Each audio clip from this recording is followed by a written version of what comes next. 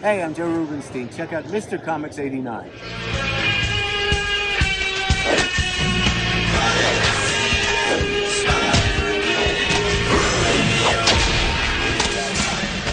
Welcome everyone to the Comic Collectors Corner podcast. Today is another interview. I'm here with CGL's New Jersey Collectibles with the man Chris, who is most of the face of the work. So welcome, Chris. How's it going? It's going pretty good. I'm glad to be on here. Definitely excited to be doing something like this. First time ever doing it. So I'm excited. Well, I'm still not used to being the interviewer, so no pressure on my end. So my very first question is, what is the CGL in your name?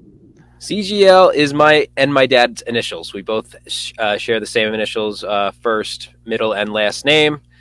For me, it's Christopher Gerard Laloya, so that's what I kind of run with. A lot of people just know me as Chris, but everybody pretty much calls me CGL now.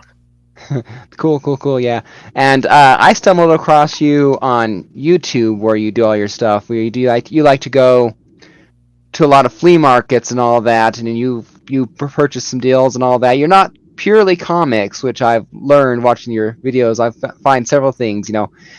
9 out of the 10 things you see is like when you're I was like going cool when it's comics, but the other things are like I'm not interested in. So it's like, hey, to each his own. You can explain more about your thing in a second. So but yeah, I just wanted to say I enjoyed your videos and all that. I things on the background. It's really cool to watch. You walk around flea markets for an hour or whatever and just watch your haul and all that. It's something to have on in the background. It's like some people listen to music. I listen to YouTube and all that. So your channel is one of those I enjoy. Cool. So yeah, tell me a little bit about yourself. How you got into collecting. How it became CGL's New Jersey Collectibles. Just tell me a little about you. What brought you into collecting? What do you like to collect? What do you do in general? Because you're not just a collector. You're also a seller thing too. Try and buy cheap to sell. So give us an overview of what your life story is. So I heard other people talk about this. I'm very interested in things like why do people collect, what gets you into stuff like that. And somebody has a great quote. Sean, he has a YouTube channel called Reserved Investments. He said, "A collector is not made; he's born." And that's pretty much how you can narrow it down. You can't really force somebody to collect if they don't really want to on their own. And so for me, my dad is a comic book collector, and I grew up around comics most of my life. From what I can remember, being 3 years old, going through my dad's comic books, and never really focusing on value or key significance or anything like that. Just focusing on the stories.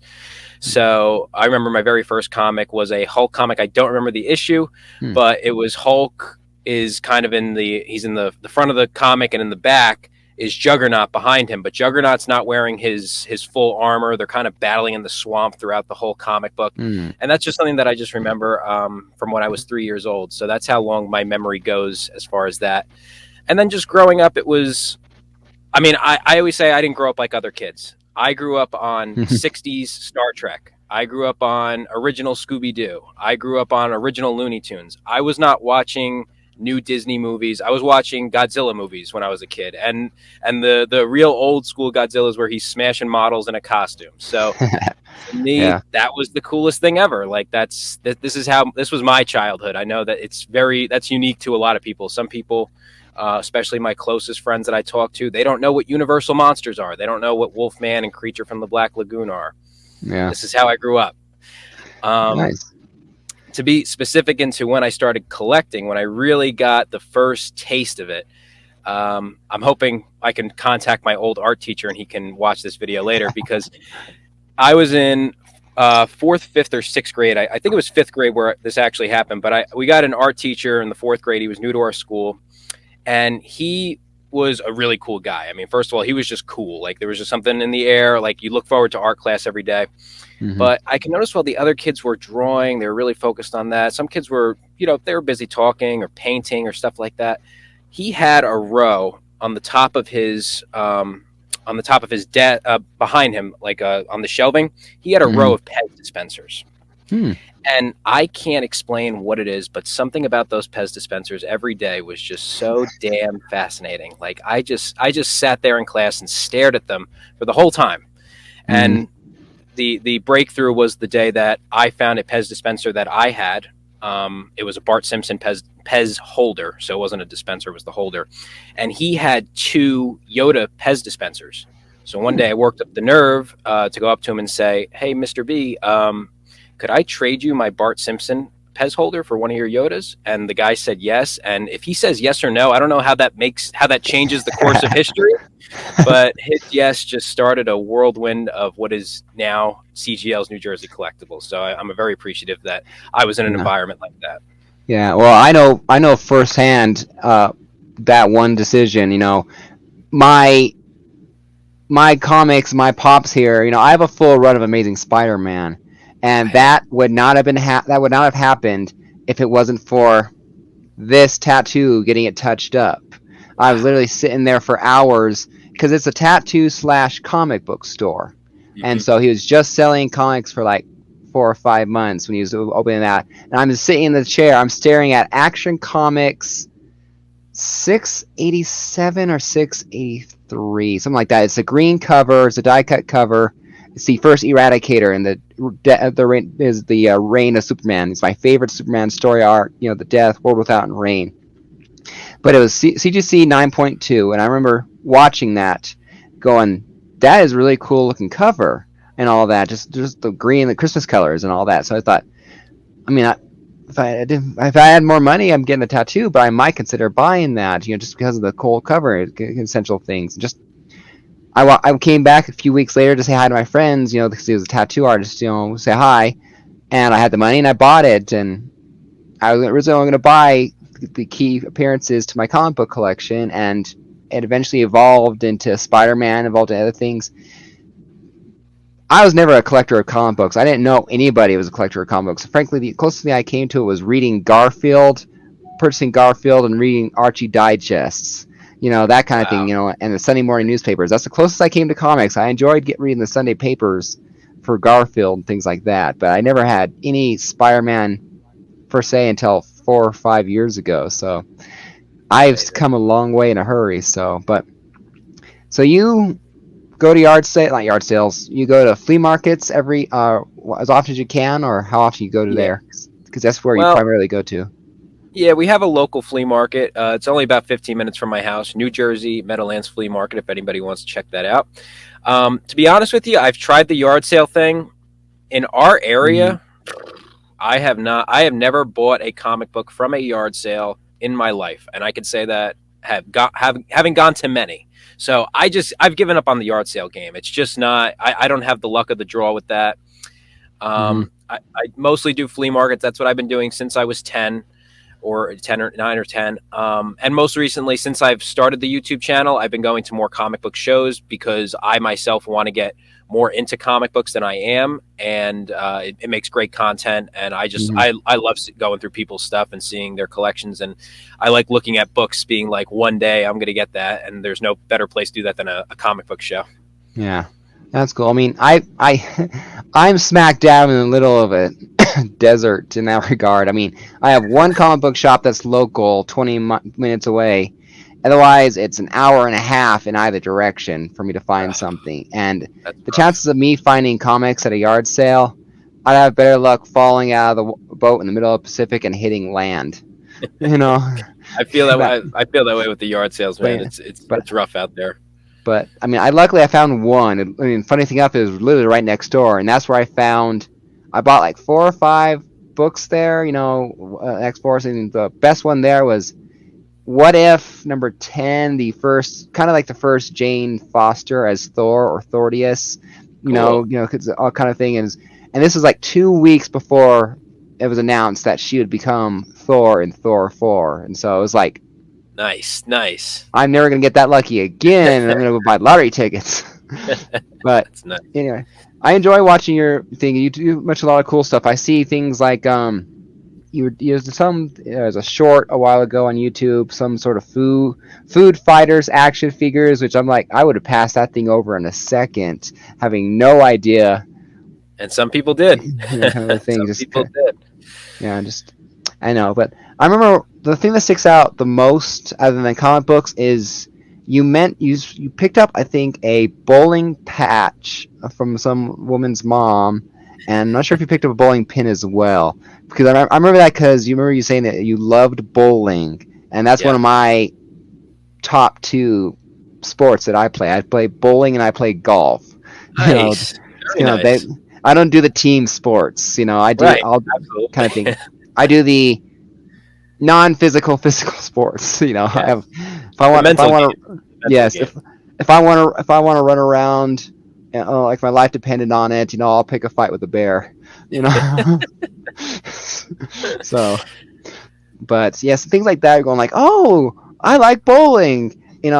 And like that's my earliest memory too, of playing with the plastic bowling sets. That little section there that was non-comic book related just interested me the hell out of. It was like that was cool.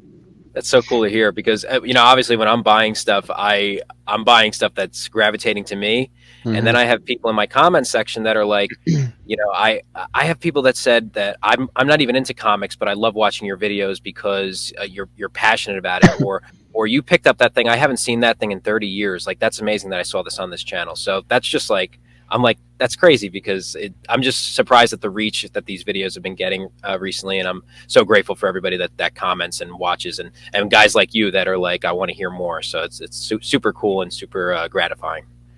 Yeah.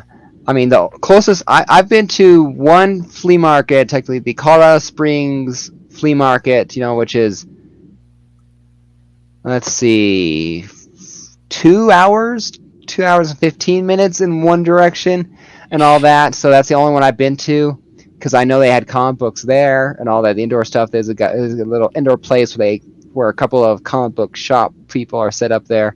And I've Hmm. been there 2 or 3 times now because it's such a long drive. It literally has to be a dedication of this is what I'm doing Right, on Saturday. right. Because I mean, I'd love to have something to where you try to do. Because I'm not sure if you have your own job or whatever or another job, but I would Hmm. love to have pure comic books as my job. Make enough money to buy collections, turn around, sell, have stuff enough money to live and buy another collection. That's like I couldn't imagine anything more fun.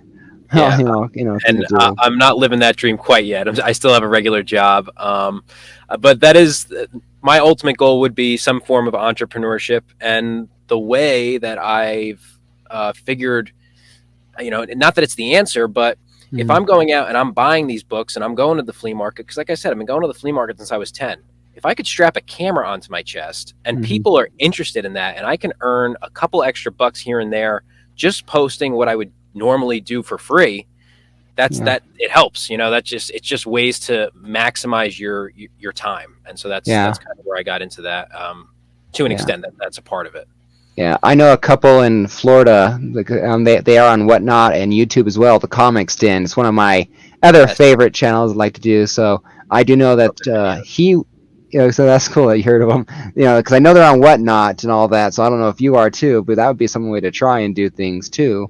But Hmm. anyway, what are some of your more fun adventures like finding comic books? Those perfect, this was a great day, best day ever kind of thing where you just like you walked away literally like I stole these comics practically. Wow. What was I some? mean, it's hard. I mean, just to put into context for everybody that's listening, I am right on the border of New York. That's pretty much where our flea market is. It's like 10 minutes away from New York City. I have been told by people all around the area that this area right here that we're trying to pick at is the most competitive area, maybe in the world. It's just for Mm, buying collectibles, for buying comic books. This area right here is so highly competitive. mm, We have people that show up to the flea market at 3 o'clock in the morning that are mm, sitting out there camping, waiting. So for me, anytime I can go around to my local flea market and I can assert dominance, I can be the top dog for the day. It's always a great feeling because it's so competitive here that every week, you're just feeling like, it's this guy's week. It's this guy's week. I want my mhm. week. Most recently, I was very happy to find a Marvel Comics Scooby Doo #1 Oh in yeah. a $5 box. That's it's a $50-$60 book, maybe more. That was nice because that was a box that guys had gone through and nobody picked out the book, and I was like, one man's trash is another man's treasure, I guess. Yeah. Um, our I mean, recent Oh, go ahead. I was just saying, I just wanted to say it real quick. I mean, it's probably like some of the guys are guys like me. In my comic book collecting, I have like maybe 10 at most comic books that aren't superheroes. My thing is, if it's not superheroes, I'm not really interested. So Right. that Scooby Doo might be worth $50, and if I knew that, I would pay the $5 for it. But otherwise, I might pass it up. Like the last time I went to the comic book store in Pueblo, Colorado, which is 90 minutes that way. Hmm. There was a cool Tom and Jerry kind of thing, like $5. I literally almost bought it because I loved Tom and Jerry as a kid. And I thought $5. I sound much. No, yeah, because I literally had credit with the store, so I was trying to walk out of there with new books without paying a dime, which I managed to do. But if I had bought that book, I would have been paying money. So it's literally I was sticking within my mental credit budget. So, but yeah, Absolutely. continue with your story. Yeah, but then just like an off-camera purchase. This is from years ago before I did YouTube. My dad and I responded to a Craigslist ad, and the ad was 3,000 comics for $300. Now this was in 2014. This was before the COVID boom where comic books exploded and everything like that. Comics obviously still prevalent in 2014. It's still a hot collectible, but no doubt that all values have increased in the recent years. Mm-hmm. But to me, you can't find a deal like that. You can't find 3,000 comics for $300 anymore. Like that just doesn't exist. Yeah, that's and $1 each. It's 10 cents each. Oh, 10 cents. 3,000 books for $300. It's an unbelievable deal. I barely passed math, people. I barely passed math.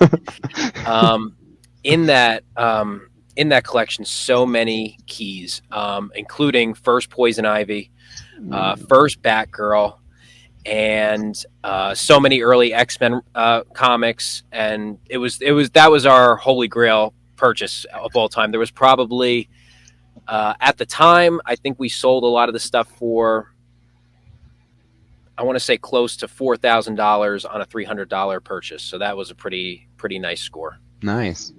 Yeah, I mean, that's cool. I mean, the closest I've honestly come to is I've gotten a few good deals. This last time I went to the con in Colorado Springs a month ago, Colorado Springs Comic Con.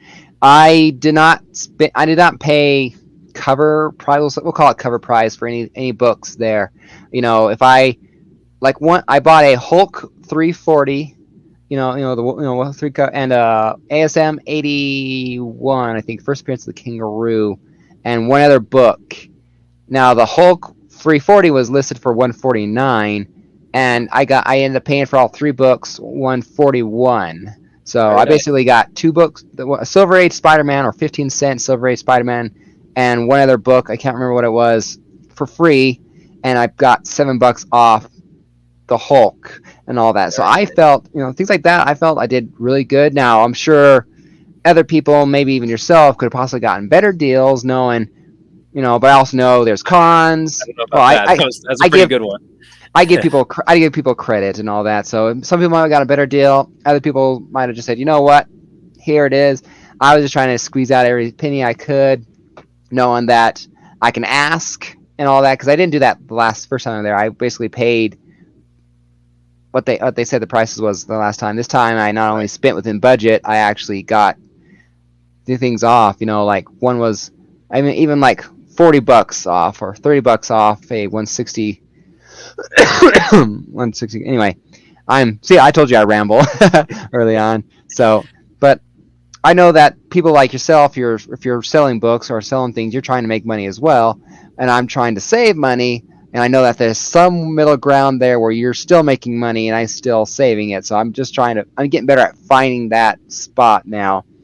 But I know I can get better. I know I probably could have squeezed an extra few bucks in somewhere, and they would have still been okay with it. But you never know, because I don't want them to say no and then say full price later on. Absolutely. So I was trying to find that, you insult my mother. Absolutely. It's a real fear. It's a real fear. So, but yeah. So so you say you are into you're more of a collector, or you're not more of a collector? You're more of a flipper, investor kind of thing. You did you were warning me ahead of time that you didn't want to upset me or anyone else I was listening to and so all that. So you do collect some, but you're mostly a buy and try to resell and make money, right?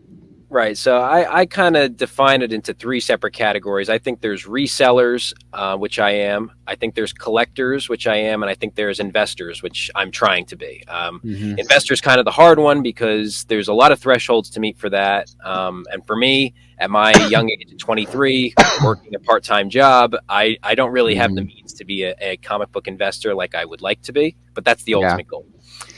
Yeah. Started out as a collector mostly. And have now transitioned into more of a reseller to where I really, when I go out, I'm trying to turn my dollar into $2. I'm not trying to lose it. And it's just because I want to get into the investing game. Really, that's the main crux of it. Is I want to try to find as much value as I can, try to turn it over for if I can get some more money back, and then put that into maybe a book to hold on to for the long term. That's kind of the name of where I'm at right now. Mm-hmm. But my warning was just, and I do this on my YouTube channel all the time because I really don't want my YouTube channel to come off as ingenuine. I don't want to come off as like I'm trying to sell people something that I don't truly believe in. So I always try to be as honest as I can with people. And I'm always like, if you want me to sit there and hold your hand and tell you everything's going to be okay, that's not me. That's just not me. I always, my perspective on collectibles is right now we're in an all-time peak. 2020, 2021 was the peak of a lot of this stuff. Could it go higher? Absolutely could go higher. But like the 90s recession, most likely this stuff is going to correct. It's going to come back down to earth. And a lot of people that get tied up are going to lose a lot of money. If you're a collector, you don't have to worry about that. If you're a collector and you just want to own the product to own it, you just want to buy the book to keep it in your collection forever and ever, and you don't care what the price is, that's a great spot to be. But if you're a reseller like me, or if you're an investor like I'm trying to be, you're watching the prices. And if you get a lot of money tied up in something and then a correction happens and you lose 50% of your value, you're in a tough spot. So I always want people to be aware that we're living good times right now, but those times might not last forever. Yeah, I mean, I was, when you told me about your three different categories there, I was trying to picture myself and all that, and I can't really distinguish any of it. I mean, my collecting and my investing, if you boil it down to it, they're literally the same. They're heads and tails of the quarter. I say I'm investing because I'm investing in comic books and all that, but I bought one second print Ultimate Fallout 4. I bought one What If 105. I bought one ASM 50, ASM 13, ASM 14, and all that. And there might be investments in my future per se, but they're also personal collection that I'd have to actually sell to actually be investments. And I don't want to sell my ASM for sure. Yeah. And then I'm still trying to turn the few books that I can stand apart with into trying to turn it into more money to buy books. But to turn that more money into more money, you have to sell the books that you then acquire. But the money the money I get from selling the books I can get rid of, go into books I don't want to get rid of. So it's like I'm still struggling to make the hobby pay for itself. But like you, I have another job that pays for this, and I am very, very good at, for lack of a better phrase, we'll call it manipulating my finances and making it work for me. I can turn, how the hell did I get a hold of that book? I should not be able to get a hold of that book, but it's like a juggling it, and somehow I turned this over to there, and 5 cents later that turned into there, and that increased in profit and put it over there into that bank account, and all of a sudden that $5 turned into 50, and here you go, here's the book.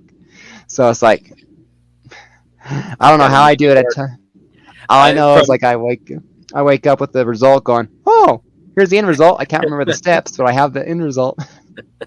I can tell you that if it's hard to pry the books out of your hands, I would definitely say you're on the high end collector spectrum of that. And every collector has those. I have those items that they're going to go with me to the grave, honestly, or one day I'll pass them on to the grandkids one day. But money doesn't buy it. So yeah, it's hard to really put that into words. Yeah, I always say I need that $300 comic book collection, like you had and all that. I need that one. I need that one going, okay, there are 2,000 books here. I can only keep 50. So choose wisely and hopefully not the most expensive ones, and then sell the rest. Try and then put that money into an account that goes into that regard, so it's separate from my personal finances and just. But again, I live in a stupid desert, unlike you, where I saw on one of your videos. I saw Very Gary Comics, the brief background and all that. I know in your area. Well, not I'm not. Well, I know in Connecticut is a guy I have an interview with on Monday. 3 Minute Basement Auto, where he's more of a collector himself. So I know that They have a New great England channel. is a very New England, Florida, California are the gold rich comic book areas, and I'm smack dab in the center going, you guys are little share the wealth.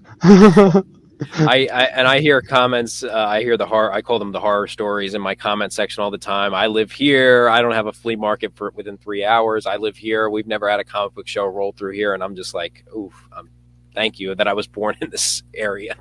Yeah, my wife wants to move back down to Texas, the Texarkana, Texas area where she was born and all that. My first thought was Google comic books, this location.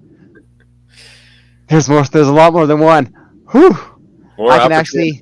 actually politically I'll be in hell. Comic books I'll be in heaven. So so it's like going like I will never be truly happy. I'll have to sacrifice one thing for another. It's give and take, man. There's no solutions. Only trade offs. Yeah. So what do you go with? You go with you said you have a part other job you do. So you go with a budget. You have like a certain amount of money, or is it just like give a flow, or do you say I don't go flea market shopping unless I have X amount of dollars? What's your thinking? It's hard. It's hard because there's not a plan, and maybe there should be. In like I said, I don't ever want the day to come where I don't show up to the flea market, and that was the day to be there. Because we all have that horror story of I didn't go that day, and this guy bought this for $1, and it's like So for me, whenever I'm planning out my week, I always try to set a couple bucks aside. I always try to go with at least $100 in my pocket just in case. Fortunately, a lot of the times I have my dad with me. He has his budget, which is a little bit more than mine, to say the least. But yeah, it's not planned out. It's more in the moment. Right now, I just got done buying a $1,400 toy collection. It's not nice comic books, unfortunately, not easy to show off here. But I got a lot of toys. I didn't have the $1,400, so I told my dad, "Can you put up the $1,400, and over the next 2 months, I'll pay you back the $1,400." So I'm still going to end up paying for it, but he's my front guy, so that makes it easy for me. It's also nice that when we do go out, we're looking for the same stuff a lot of the times, so we can go split on some purchases. But I mostly try to do my own thing most of the time, and usually I'm working with $100 or more as the primary budget. Yeah. So yeah, I do want to ask. I said, what do you guys like to primarily look for as far as comic books? What you like to interested in? So keep that thought in mind, because I wanted to mention this first. But I'm very fully aware that sometimes it's just that perfect moment. My Amazing Spider-Man #5, first appearance of Doctor Doom outside the Fantastic Four, is CGC graded 3.0. I went to a shop in Denver, Colorado, or Parker, Colorado, the suburb of Denver, called Hall of Justice Comics and Collectibles.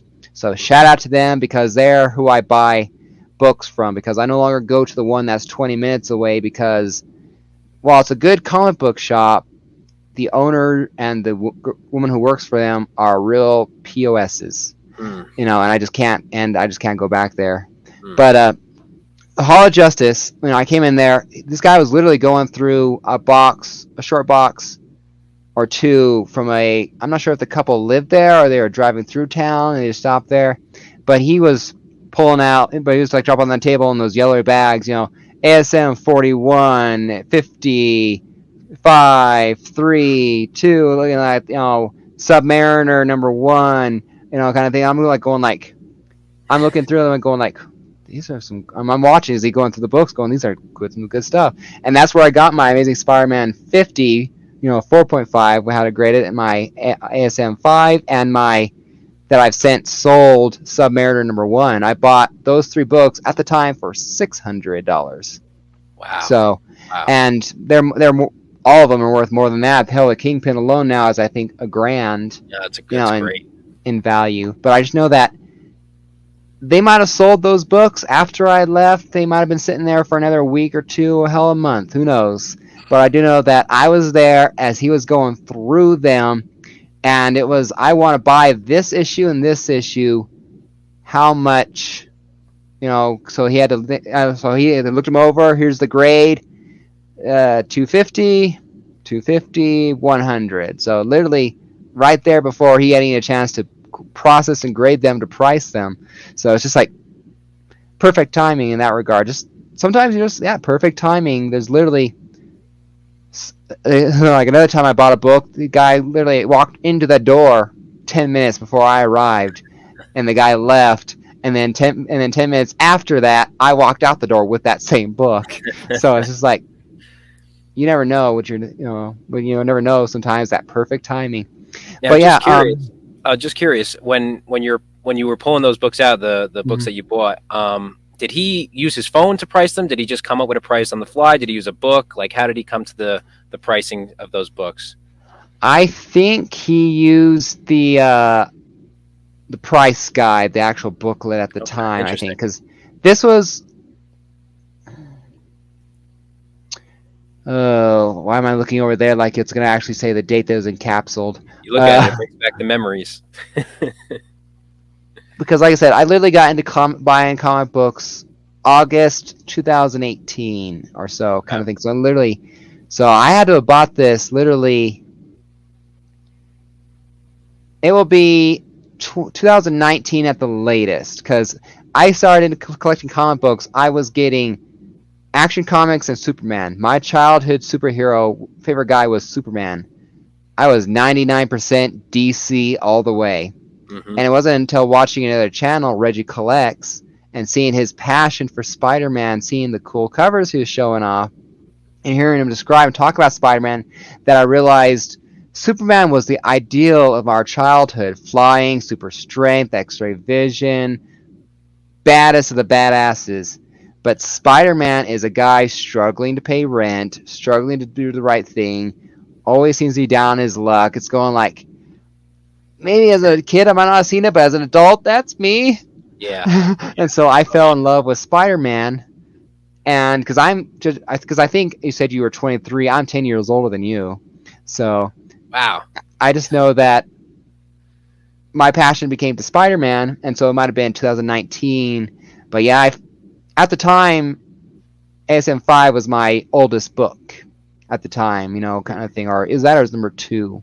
I think I had the second appearance of First Vulture at the time too, but it was one of those 2. But it's just those things. But yeah, I think he priced it out, or he might have eBayed it too, and did a fair, because it did seem fair and all that. That he was like, here are a couple prices and all that, and just But I just know that $250 or $200 was, for a single-digit ASM book, would seem perfectly fair, especially years ago when that same book now is $800. Yeah. Or kind of things. It's like I'm a big thing in low grades better than no grade, because I have a coverless ASM with a replica cover behind me.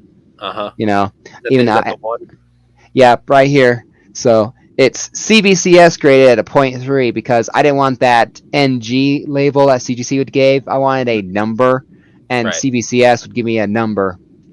That's awesome. But yeah. So when you guys are going through comic books, because I know when I see you showing off the books, these are the books that my dad got. I'd go, all right, you showed 50 books your dad got. I would have bought 2. He seems to have a different passion than you or I seem to be. I mean, that's why I was kind of a little bit surprised internally when you said you guys kind of collect the same thing as far as comics. I'm going like, I don't see the same books usually and all that. I see some stuff that's similar, but I see more towards me than him, right, and all that. Well, I guess I could say, yeah, you're right. You're definitely right about that. Our common ground where we meet is silver and bronze marble. That that's everybody's favorite. And it's everybody's favorite for a reason. It's the best stuff. Mhm. Um, for me, and then when I get outside that area, I'm leaning more towards unique, quirky. I just bought a Robert Crumb pin that I paid $50 for. I don't even know what. Hmm. I didn't even know it existed until I saw it at the flea market. I get a little bit more into my niche, like I start buying bowling pins and stuff like that. And my Right. dad starts leaning towards his TV shows and cartoons that he grew up with as a kid. He always talks about, when he was a kid in the 70s, he was born in the 60s, and so he was a kid in the early 70s. They Mhm. would watch reruns of a lot of these old cartoons, a lot of the 60s cartoons like Scooby Doo, Underdog, Mighty Mouse, all that kind of stuff from the 50s and 60s. That's what he was watching. And Mhm. so I get that a lot on YouTube. It's like, why are you buying these comics? I'm like, I'm not buying these comics. It's not my buy. I don't want these really, but my dad likes them, and that's his thing. My thing, that I've tried, like I said, like getting him on camera, it's like pulling teeth because he's his own person and I'm my own Mhm. person, and we have a conflict of interest. But I've always tried to say, Dad, try to spark up a bit on the quality rather than the quantity to an extent. And Mhm. his thing that he's been collecting for a very long time, and he has his things that he collects, and he has awesome Silver Age Marvel books like the rest of us do. Um, but I always said, why don't you sell your books? Because he does a lot of reselling of kind of low grade stuff. And why don't you turn that into one big book? That's not what my Mhm. dad does. My dad, he sells we call it the junk in our house. He sells the junk, puts his issues aside. He doesn't like grading. He likes keeping everything raw. And then he just goes out and he just tries. He's more of a completist collector. He wants to get all his issues. Not worried about grade, and he's cheap. Mhm. That's the thing. I always try to explain to people. My dad is a lot cheaper than me. If there's a $10 book that's worth $20, he's like, I'm like, Dad, just talking down to five. Yeah, but five, I really want to pay $1 for it. I'm like, well, you're not going to pay $1 for it. And so we've had a lot Yeah. of time, especially in the past off camera before I've done YouTube, where I've pushed him on things that have all, Dad, if you're watching, they've all turned out to be good buys, that he would have completely passed up on. So Yeah. it's hard. Yeah, I understand that. I mean, I bought a X-Men 123 at the last con. I was looking at two covers and all that. I found two covers, and I was going like, it's famous because it's the one where Storm was blow drying her hair and a nipple's exposed, so you don't see unless it's more Okay. high resolution kind of thing. And for when things are more high res, it became visible and all that. And so I knew that's what it was. And so I'm a guy. I'm just being a guy. And so I had both books, and I'm opening up both books to it. And I'm going, well, this one here has a little bit of crayon grease thing on there that I could be able to get off. This one has a cleaner cover, but I flipped over there going like, I think I can see the nipple in this one. I can't see it in this one. So I bought the one with a slight marking on the cover that would have been slightly worse on the cover, just so I could have the one panel that may or may not actually be able to see it. That's You cool. That's know, awesome. it's just like I said, it's just I might be 33 years old, but I'm still a guy acting like it, just like on. It's a comic book. You buy comic books nowadays where they can be naked on the cover. There's Absolutely. those variants out there. So, but yeah, but I'm like I said, I'm a firm believer. Sometimes I will get the lower grade book, especially like for ASM. That I mentioned that first kangaroo and all that I got. That was actually the upgraded. I have one. That was one of my the worst condition books. That one book was literally so water damaged and wrinkly that I had like boards in between to try and flatten it out inside the bag. But I went through, I cataloged my entire collection, estimating grades and value, and then I took all the books that I had marked upgrade, and I'm upgraded them now, so that's a secondary list. So now I'm at cons, I can go, let's see what the ASM books have. I see that book there, and it's the price I want in the grade range I said I wanted. and I got a deal on it, and so I upgraded that book. I marked it off the upgrade list, and now that book will stay in my collection as is. And whatever I do with the other condition book, whether I keep it, give it away, or sell it, or one of these days I'll buy a presser, and that will be my prime example of can I fix this. So Yeah, that's great that you keep a log like that, so that when you go out, you know what you're looking for and what condition you're looking to get it in. That's awesome. yeah. Well, like I said, I have my phone list. I also just have something about having all my books that I want in here for the catalog. Like I said, that's my list. Very nice. And something fell out. Oops. But anyway, so I'm kind of like your dad a little bit too. That some things I want full runs. It's other things I've tried to go. Okay, X-Men. I don't want the whole collection. So what I want these covers specifically, and then I listed all the keys I cared about. So that's my X-Men goal and all that. Not a full thing. Other books like Miles Morales. I want every single issue of Miles Morales too, as well as now I got a full run of Amazing. Let's get a full run of Spec. Let's get a full run of Web. So some things I'm a full completionist. Others I'm just like, you know what? It'd be cool, but I don't have all the money in the world to get all the books in the world. So here's the list of all the books that I want in that title, in that volume, and I'll just mark it off there. So I still want to know what the hell I dropped. I'm like that too, though, where I am. I'm looking more I'm looking for a specific thing to put in my collection rather than whole runs. It's just not my thing. I like specifics, and I like each individual item for a reason. And if I don't like something for a reason, then I don't want it. And it's just goes like that. Yeah, so it's just very cool. So let's shift slightly into this, since I can talk for another 40 minutes if you were on. So I want to make sure I get this subject in before we do whatever. As a collector, speaking to you as a collector, what are specific titles or things that you think everyone should have in their collection? Just as a comic book, from one comic book collector to another. The whole premise of my podcast here is just to, what do you recommend? As a collector myself, I say you have to have Spider-Man. Your collection is not complete without Amazing Spider-Man and all that, and you need every single book. But if you're going to be specific about it, you need 300, you need 15, you need 39. You need these specific books in general. These are the essential keys and all that. So what are titles or characters you recommend buying, and more specifically, what are comic books in your collection that you recommend everyone has? I know you mentioned that Scooby-Doo one a while ago, and that's definitely something for not every collector has, but. You sent me this question for about a week now, a couple of days, and I've been pondering it, and I do that a lot. I love to think about stuff like this. And as far as recommendations, as far as things that I'm seeing in the markets right now that are just good to have, I would say anything connected to modern day pop culture. So if there's something like MCU, like I just got the Marvel premiere, I think it's 38. It's the first time Scott Lang becomes Ant-Man. Now, It's not a key for a first appearance. It's not first Scott Lang. It's not first Ant-Man. But it is the first time Scott Lang becomes Ant-Man. Now, for me, I want to hold onto this book for a long time, because for me, all the kids that are watching these movies, they know Scott Lang is an Ant-Man. That's their Ant-Man. So for me, this is a very significant book. To me, it might be a little under-significant right now. So one thing to always keep an eye out for is what's going on popular in the culture.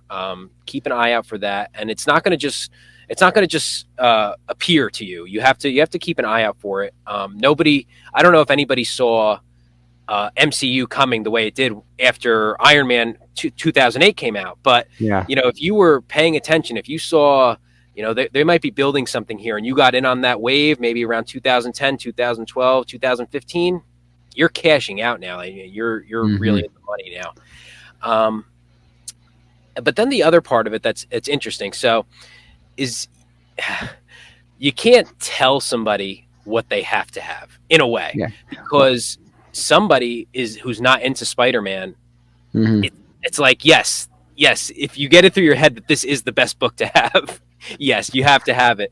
But if somebody doesn't want it, you can fight them tooth and nail till the end, they're not going to want to collect that if they don't want to. But um, like you said, I mean, a great thing is anything of key significance. Like you said, ASM 300s, Hulk 181s, any kind of book like that. For me, my grail that I'm after is Giant Size X-Men 1. That's a book that I really want.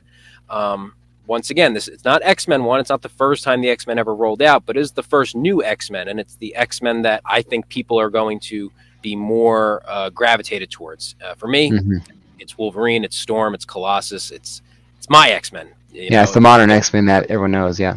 Yeah, the old timers have their thing, and that book is always going to be more valuable. So I think it's always going to be more valuable, the X-Men one. But for me, the giant size one, that's one that I really want. And then just sticking with the X-Men, I just told my dad, when I'm old and gray, I want to have a run of giant size X-Men 1 until X-Men 130. So that's first appearance Dazzler. I want every book in that run.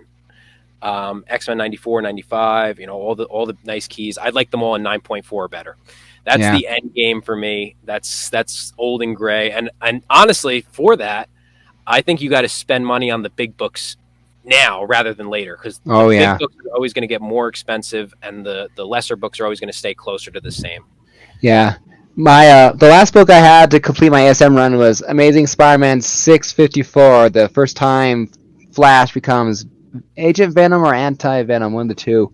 But yeah, definitely. If you're gonna collect big books, for anyone out there, you get full runs. Buy the big books as soon as you can, because the cheap books will get more expensive. Yes, but the big books will either stay or get more. You're gonna. If I want a low grade giant size X-Men, I'm gonna pay $2,000-$3,000. I think it looks like this point. And all that, just at the time a couple of years ago, a friend of mine won in a giveaway Hulk 181 and all that. It was a 6.0 and all that, and I think that book at the time was $2,000, $1,400, and it's more now for sure. But when I was getting closer to where I was not spending, when I wasn't buying. Because there are times I was buying, there's $3 for that book, $3, $2, $3, $3, $3, and I've come with a big lot haul of 40, 50 ASM books, right, and all that I spent $100 on, going like, this is a good day today, and all that. When I was down to more of the bigger books, or few and far between, where I couldn't just pull a 50 book lot, it was like, okay, No Way Home's coming up. Well, there's rumors about the Sinister Six. What first appearances do I need still? Yeah. Or like, okay, I need to get every single issue. I need to get the first 10 out of the way, because each one of those books are money in itself. And so when I completed that 1 through 10, it was the biggest books are out of the way. The relief is out the door. Well, at least partially, because other books there. But yeah, I was like, okay, I got those books out of the way. I'm good. And then I could focus in on, all right, I got 40 books left. The biggest book left on the list to buy was Amazing Spider-Man 13, the first Mysterio. Luckily, the movie had passed. The hype had passed. And so it might still be slightly up there, but it's not in danger of skyrocketing again. Right. So I could find the right book then. So that's when I found my, I'm happy with that 1.8 and that kind of a thing. So, but definitely, for anybody out there who wants certain things, buy what you can when you can, but buy the biggest books first. I would recommend, if you're trying to be a completionist, because those books will only get more expensive, for sure. But I'll just continue with one more thing, because I don't want to mislead anybody with incorrect information. So I said, always look for what's going on popular in the culture, and that's a great thing to collect, because that'll still have relevance. That, like you said, that does not mean buy into the hype. That does not mean if you could spec. Specking is different than buying into the hype. Buying into the hype is when Moon Knight came out the show, and Werewolf by Night 32 literally 10x'd in price, and people are buying, and it's like, you might never see that value on that book again. I mean, that was a clear example of the book spiked exponentially because of the show, and after the show, after it's over, it just dives back down to earth, and it's like you don't want to buy into the hype. You want to just you got to use your head with stuff like that. So like you said, always go for the keys, and don't buy the hype. That would be my advice. Yeah, I mean, other books like you say you want that certain run of X-Men. If I was collecting X-Men, my favorite period of the X-Men is actually this current era. Honestly, I like the whole idea of Krakoa, the nation state. I mean, maybe it's me, maybe it's the historian in me with the Jews and Israel kind of thing after World War II. You want that safe space, kind of thing. So the idea of I'm being prosecuted as a mutant, the idea of my own island, sounds great. It's very interesting. Just that way, just why not? If there's enough of us out there, 200, 300,000 plus the 16 million they could bring back now that they're immortal, that I would want my own state, kind of thing. But I started reading X-Men honestly with the House and Powers of X. I have that trade of those first 12 books, or 6 books each or whatever, just like going, I love that story. Now other people are like going like, how dare you, Krakoa, Claymont, I want Claymont and all that stuff. So I mean, I understand. Cool. I mean, I enjoy those books. I collect those books too. I enjoy the modern stuff better, but that's just because that's kind of where I was introduced more into X-Men. Otherwise, I've seen the movies, I've seen the TV shows via Netflix and Disney Plus. That I'm well aware of the shows, but the comics, the first ones introduced to me were these, and so that's where I mean, there's a reason why Nick Spencer is my favorite, or one of my favorite Spider-Man writers, is because that's where I fell in love with the character, was his run. I have my favorite writers on Spider-Man, but literally Nick Spencer is what the spark turned into a fire. So there's always going to be that sentimental value with him. So, because I always could ask that question, going, why do you like Nick Spencer? He's horrible. And these are people who don't like his run, because other people love him or hate him. And so I'm like going like, I just like his books. I like his books. And then finally, after the 400th time asking that question, they go like, that's where I entered in. That's where I started my love for the character of Spider-Man, was his run. So therefore, it's just sentimental. So, but yeah. Absolutely. And then that's what the collecting is all about. It's all about what you love and why, and it's the story behind everything that's always interesting to me. Yeah. But yeah, I would love to visit more, to bring the things bloody back to the beginning. I'd love to be able to visit more flea markets. I know, I need the gas money to get up there and the time, because I mean, I guess right now would be if I had the money, would be the best time, because my wife is even more busier than usual because she's doing her student teaching, and then she also has her other job, and so it's literally like I gotta do something during the day, so why not? But I need the money myself, so it's just like a matter of but it's just, I like it. I got my Savage She-Hulk #1 at the flea market there. I traded it for the first and second appearance of him, Adam Warlock. Very cool. I had those books, and it was easily worth the money value in trade when I bought them and kind of thing. And I realized, like, I love She-Hulk a lot more than I like Adam Warlock. I mean, Adam Warlock was cool. Adam Warlock was more of, I bought the books, that if I kept them, great, but I was not gonna hold on to them for dear life. Basically, they were in the I'll trade at the right time, or sell for the right time, and literally the time came that I could trade those books for that one and not cost me a dime. So it was like, I got a great She-Hulk book. As you can tell, with the show out, I have my own artwork over there. So I like to paint. I like to paint once in a while, so I'm working on that painting. That's awesome. I didn't even know you were painting that. I was looking at that like it was a picture. Yeah, it's the last cover of the Savage She-Hulk. This her standing in the distance there. Now I added the background myself. That's so cool. And all that. So I mean, I have my own flaws. Her face, doesn't look exactly like the comic book, Yeah, but that's awesome.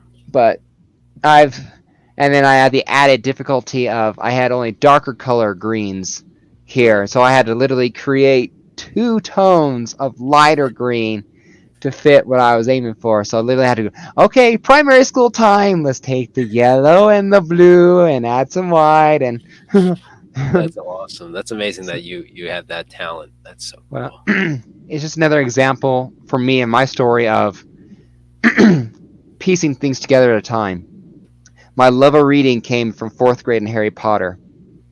I had a love of art, and I started painting when I read the right book on Leonardo da Vinci.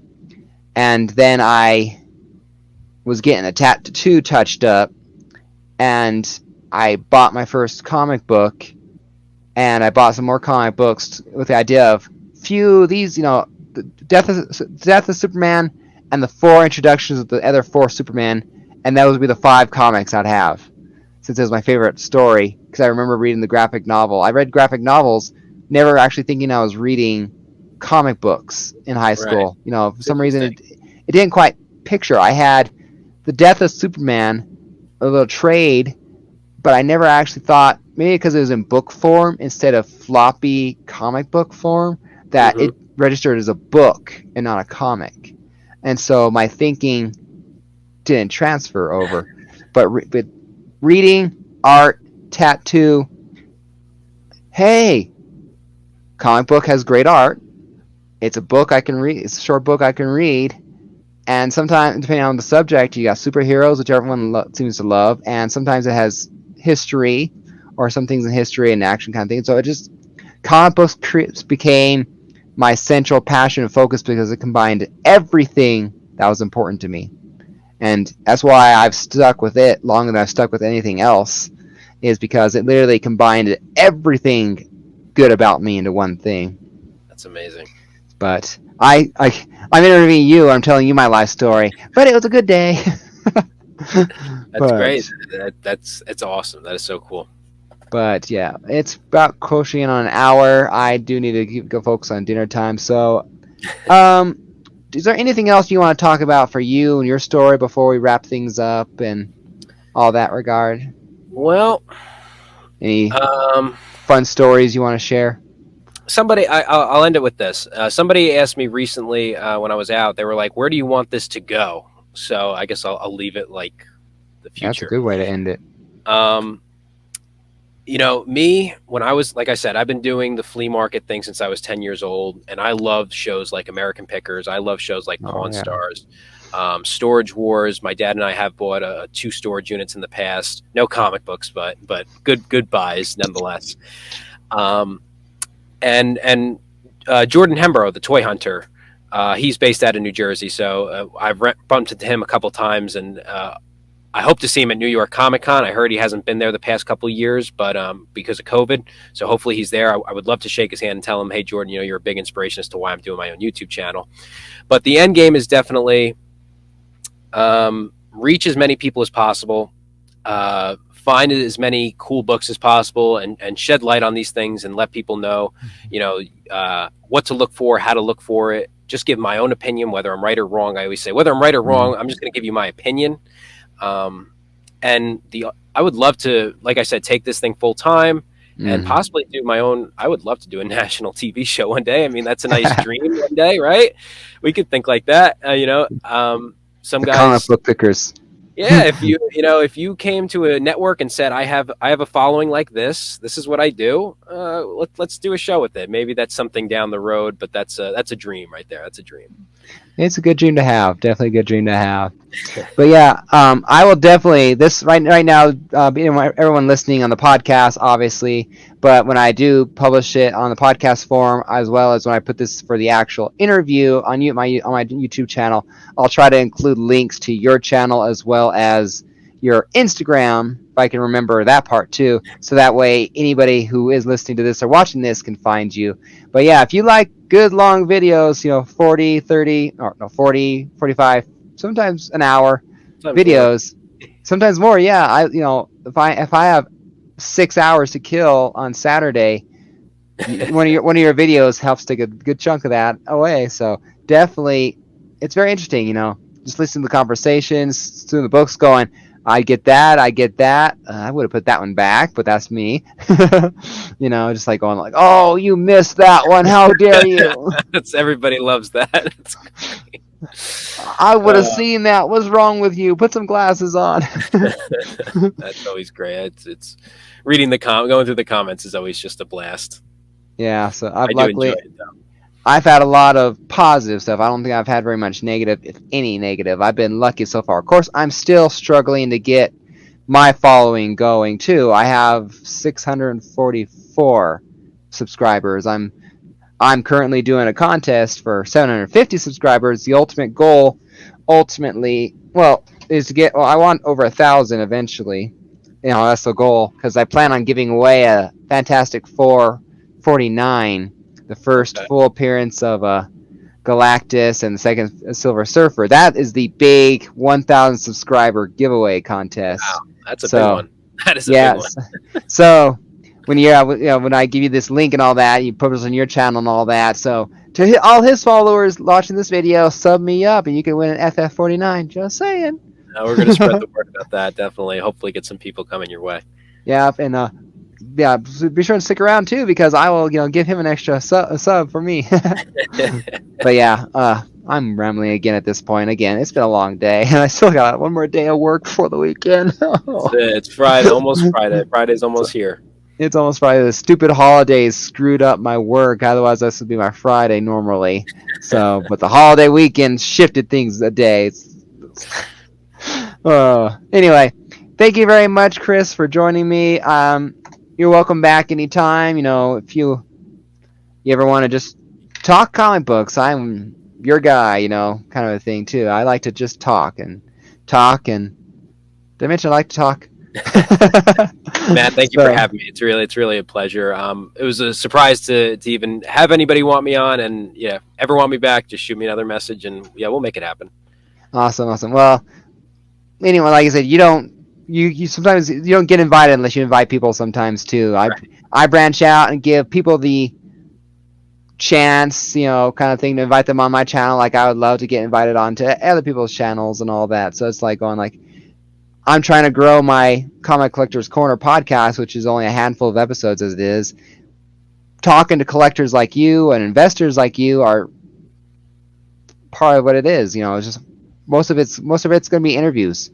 Is just talking to other collectors. So I have to reach out to talk to people. So it's such a cool format. It's so cool. Yeah. So thank you very much for your insight, recommending X-Men and things like that. Again, I look forward to having you back if you ever want to come back. Just hell, if you want to just invite me on and just show off books and all that, and we talk live, going, ooh, yeah, I would have got that book. I got to experiment in live streams. I have never done a live stream before, so we'll do some experimenting, and then once I get a format down, we'll have you on. Awesome. Well, I look forward to that day if and when it happens. So, take care. For those of you listening, thank you guys very much for joining us. Tune in next time for my interview with Otto from 3 Men in the Basement.